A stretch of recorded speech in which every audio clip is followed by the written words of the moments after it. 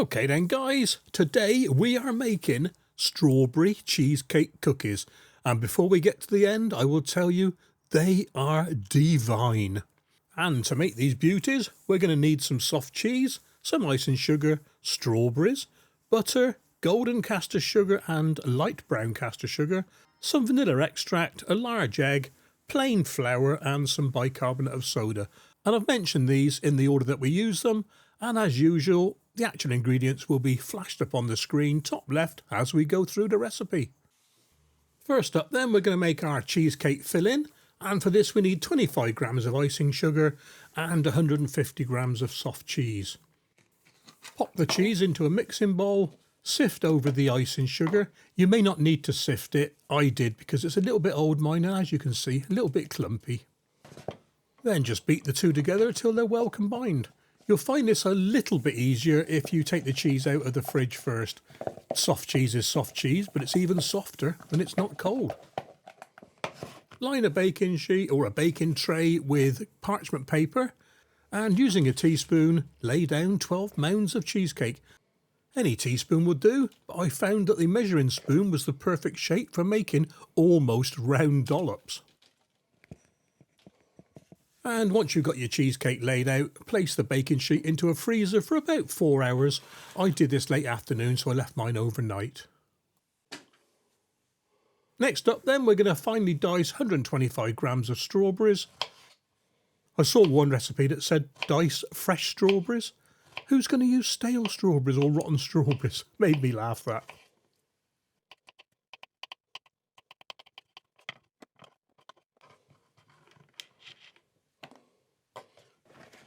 And when you've finally diced your fresh strawberries, sandwich them between a couple of sheets of kitchen tissue and pat them. We're just trying to take some of the excess moisture away.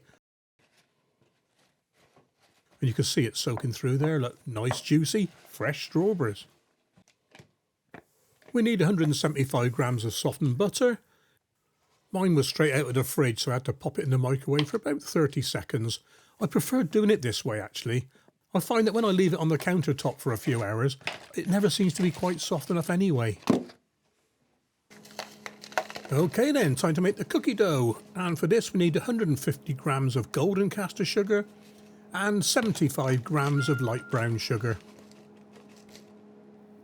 Tip your softened butter into the sugars and cream away. It always seems to work out better when you use a wooden spoon to cream together the butter and the sugar. No idea why, but well, it works. And when it's looking fairly creamed, it doesn't have to be perfect. There's a little bit of butter there, look. We're going to mix it again in a minute. It's time to add the egg, one large egg. Crack it in there. As you know, I'd normally crack it into a container first, but I only bought these from the supermarket yesterday. And in with a teaspoon of vanilla extract.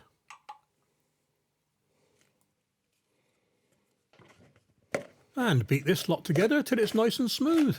See what I mean? More beating. Doesn't take long. Once it gets going, it feels a bit slimy to start off with, but as soon as that egg starts mixing, it's done in about 45 seconds or so, if that. Perfect. Sift in half a teaspoon of bicarbonate of soda, baking soda. Don't use baking powder, it won't be very nice. And then sift in 300 grams of flour. I did mine in 2 lots.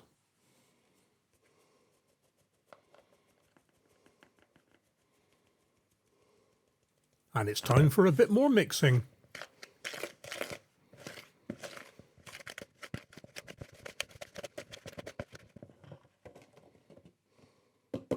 In with the second lot of flour and mix it in as well.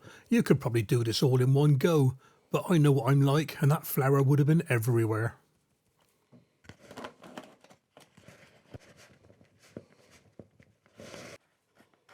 Tip your diced strawberries into a container or onto a plate and sprinkle over about a tablespoon of flour. Give the strawberries and flour a good mixing so that each strawberry is covered in flour. This just helps the strawberries mix into the cookie dough a bit better.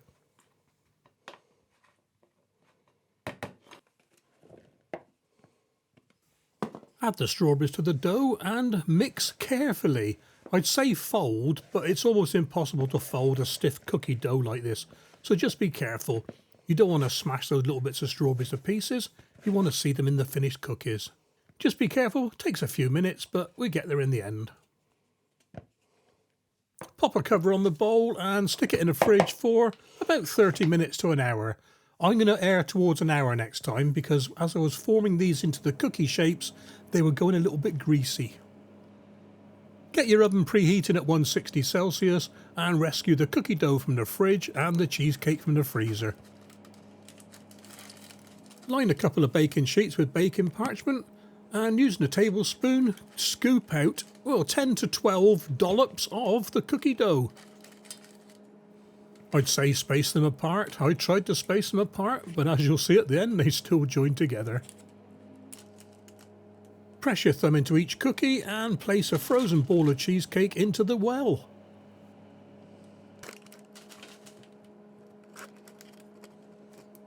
Scoop or manhandle a piece of cookie dough onto the top of the ones you've just made, pressing it firmly around the outsides to seal in the cheesecake. And this is where I think I could have let the cookie dough stay in the fridge a little bit longer. You look at that top one there, not greasy, but not cookie looking at the moment. And when they're sealed all round, it's into the oven, 160 Celsius, for about 15 to 20 minutes until they're golden. And the same with the second tray. And here's the second batch out before the first batch. The reason is that one of my ovens runs a little bit hotter than the other, about 10 degrees hotter actually. So I just slice them up and put them on a rack to cool down for a bit. I've been told the gremlins are on their way. I'm sure they can smell it from miles away. Let's put these on there. And the first lot were ready about 5 minutes later. Can't tell the difference really. God, look at these guys. Let's have a look inside. Ooh, look at the cheesecake filling. I am chuffed to bits with that. I suppose it's the taste test that matters though, isn't it? So here we go. Diabetes on hold this week, I guess.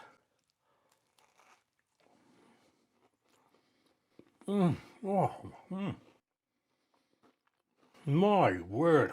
I've never had anything like it. It's out of this world. It's a cookie, it's strawberries, and it's cheesecake. Oh, fantastic. The gremlins are going to love these. And right on cue, the gremlins turned up and they had them as a snack halfway round their hike around Stinchcombe Hill. And I'm assured they were very, very tasty. Cheers, guys. Well, if you like this video, guys, consider subscribing and give it a thumbs up or a thumbs down if you have to. And, well, follow along for more videos.